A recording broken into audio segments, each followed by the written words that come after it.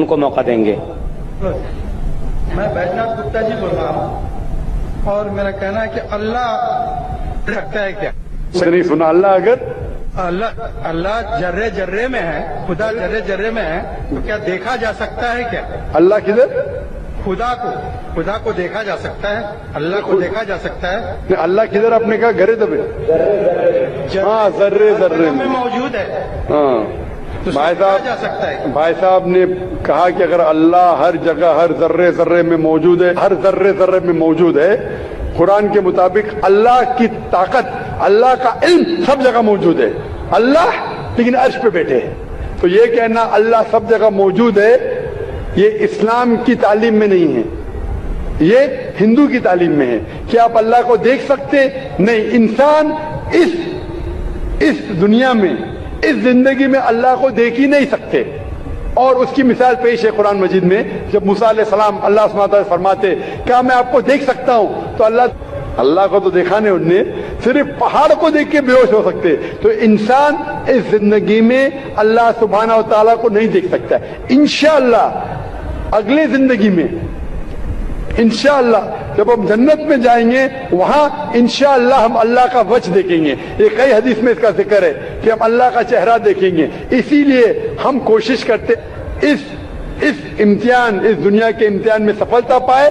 انشاءاللہ جنت میں جائیں گے اور وہاں اللہ کا وجہ دیکھیں گے. اللہ کا جی مائک نمبر 4 میں جو خاتون ہے سوال کر سکتی ہیں.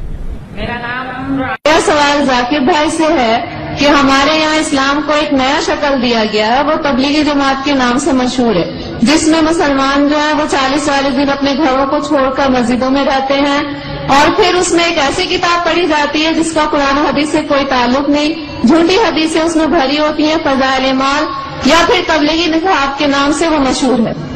آپ اس کے بارے میں برائے مہربانی تھوڑا سا واضح کر دیں. دوسری بات یہ کہ فاتحہ جو لوگ کرتے ہیں اور اس کو یہ صحیح سمجھتے ہیں بالکل، اس کے بارے میں آپ کی کیا رائے؟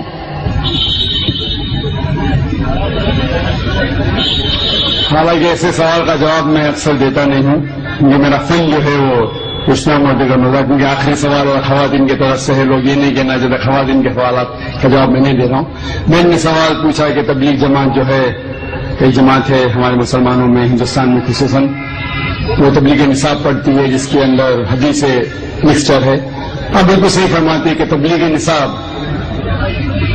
یا فضائل اعمال جسے کہتے ہیں، اس کے اندر وہ کتاب ہے جو مولانا زکریا صاحب نے لکھی تھی، اس کے اندر مکسچر ہے، صحیح حدیث بھی ہے، ضعیف بھی ہے، موضوع بھی ہے، قانونی قصہ بھی ہے. تو اسے سارے حدیث کو ماننا اور سارے حدیث پہ عمل کرنا صحیح نہیں. ہمیں عمل کرنا چاہیے صحیح حدیث پہ. صحیح حدیث ہماری حجت ہے. ان کے لیے اگر آپ ضعیف حدیث جاننا چاہتے ہیں یا ضعیف حدیث دوسرے حدیثوں سے مل کے صحیح ہو جاتی ہے وہ ٹھیک ہے، لیکن باقی موضوع حدیث یا ضعیف حدیث کو حجت قائم کرنا یہ اسلام کی شریعت کے حساب سے صحیح نہیں. ہمیں عمل کرنا چاہیے قرآن اور صحیح حدیث پہ. ان کے لیے اگر آپ جاننا چاہتے ہیں تو الگ بات ہے. تو یہ اسی لیے یہ افسوس کی بات ہے کچھ مسلمان ایسی کتابیں جیسے تبلیغ نصاب ہو اس کو قرآن سے زیادہ اہمیت دیتے جو غلط ہے. ہمیں قرآن پہ عمل کرنا چاہیے اور صحیح حدیث کی کتاب جیسے میں نے کہا صحیح بخاری ہے، صحیح مسلم ہے، ان کے سارے حدیث ماشاءاللہ آپ کو محدث ہونے کی ضرورت ہی نہیں، سارے حدیث صحیح ہے. پھر آپ جا سکتے ہیں سنن ابو داؤد، ترمذی، ابن ماجہ، سنن نسائی، ایسے کتابیں ہیں جن سے انشاءاللہ ان میں اکثریت حدیثیں صحیح ہے، سارے نہیں تو باقی کتابوں سے. تو ان کا مطالعہ کرے تو امید ہے کہ آپ کے علم میں اضافہ اور ہوگا. وہ جو لوگ کمپیریٹو ریلیجن کے ہیں اور تحقیق کرنے کی وجہ سے کوئی باقی کتاب پڑھنا چاہتے ہیں تو اس میں کوئی حرج نہیں ہے. اور جو سوال تھا کہ 40 دن، ایسا کوئی میں قرآن مجید کی کوئی آیت نہیں جانتا ہوں جس میں لکھا ہوا ہے کہ 40 دن کے لیے آپ کدھر جاؤ، یا کوئی صحیح حدیث میں نہیں جانتا ہوں اس میں لکھا ہوا ہے کہ 40 دن کے لیے آپ کام چھوڑ کے کچھ جانا چاہیے، یا گشت ہوتا ہے ہفتے میں 1 بار، مہینے میں کم از کم 2 بار، سال میں کم از کم 3 دن، زندگی میں کم از کم سال میں 40 دن، مہینے میں 3 دن، زندگی میں کم از کم 1 بار 4 مہینے. یہ سب چیز کچھ قرآن سے حدیث سے ثابت نہیں، قرآن سے حدیث ثابت نہیں. لیکن ہمیں ہمارے مسلمان بھائیوں سے پریم سے پیش آنا چاہیے. افسوس کی بات ہے کہ ہمارے مسلمان بھائیوں میں اتحاد نہیں ہے. اس کی وجہ ہے کہ کم علم کی وجہ سے ہمیں ان سے پیار سے پیش آنا چاہیے، حکمت سے پیش آنا چاہیے، اور قرآن حدیث کی دعوت دینا چاہیے، اصلاح کرنا چاہیے ہمارے بھائیوں کی۔ یہ کہنا کہ آپ غلط ہے اور شدت کے ساتھ ان کی مخالفت نہیں کرنا چاہیے، پیار اور حکمت کے ساتھ۔ جس طریقے سے میں کہتا ہوں سوائن بہنوں بہنوں کو مسلمان کے لیے کام کر سکتے ہیں، اور اس بات کی طرف جہاں پر ہمیں یکساں ہے، کیا یکساں ہے؟ قرآن ہے، صحیح حدیث ہے، یکساں ہے، اس کے اوپر عمل کرو۔ تو افسوس کی بات ہے کہ ہم حکمت کا استعمال نہیں کرتے، اسی لیے تفرق ہے۔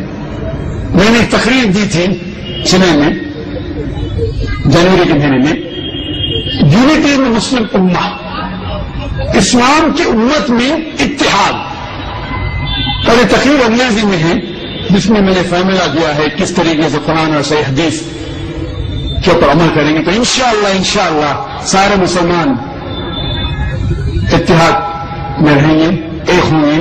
جیسا اللہ تعالیٰ فرماتے ہیں سورہ عمران میں سورہ نمبر 3 آیت نمبر 103 میں، واعتصموا بحبل اللہ جميعا ولا تفرقوا، آؤ ہم اللہ کی رسی کو مضبوطی سے پکڑے۔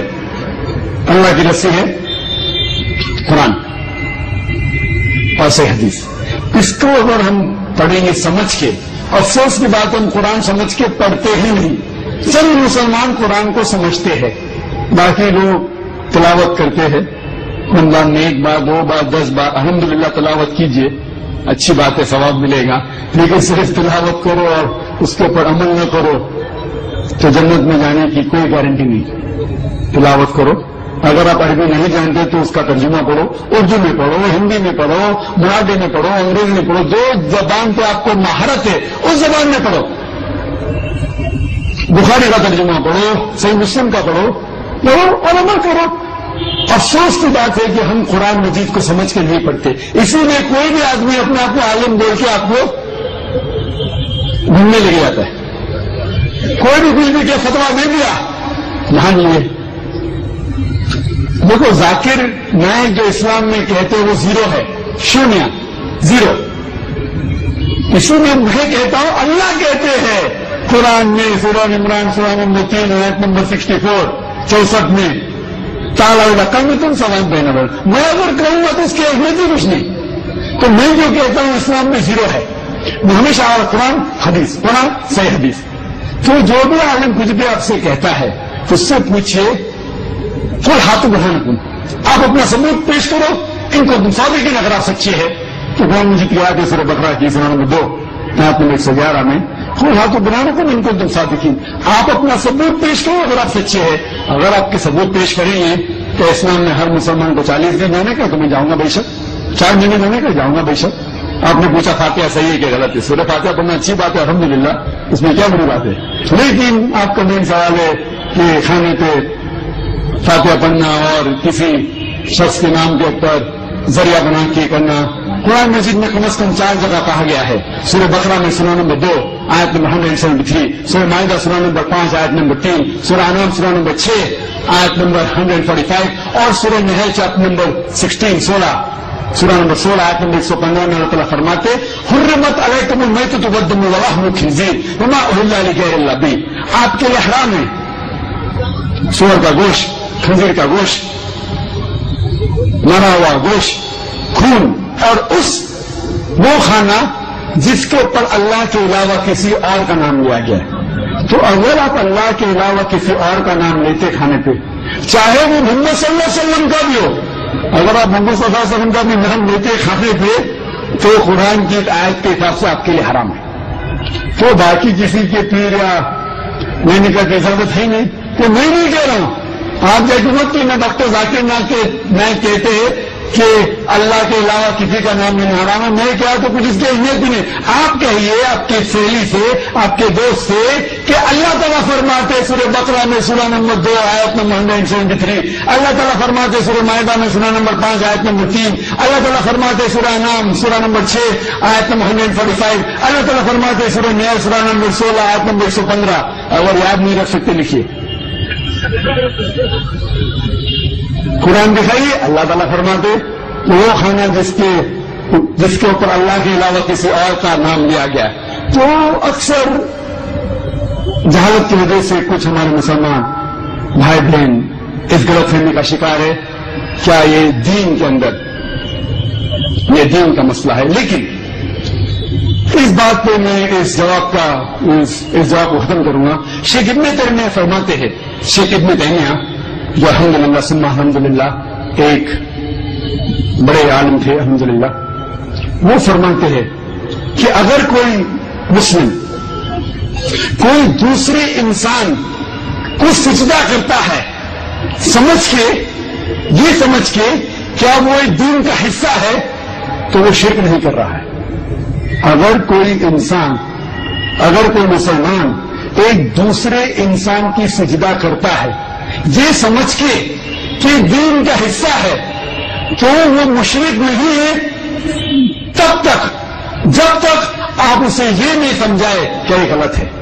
تو اگر انجانی میں جہالت میں اگر کوئی مسلمان بھائی کوئی غلط کام کر رہا ہے تو ہمارا فرض ہے کہ ہم حکمت کے ساتھ یہ اسے سمجھائے. اللہ تعالیٰ فرماتے سورہ نحل میں سورہ نمبر 16 آیت نمبر 125 میں ادعو الی سبیل ربک بالحکمہ والموعظۃ الحسنہ وجادل بالتی حسن, کہ لوگوں کو بلا اللہ کی طرف حکمت کے ساتھ اور حکمت کے ساتھ اور اچھے طریقے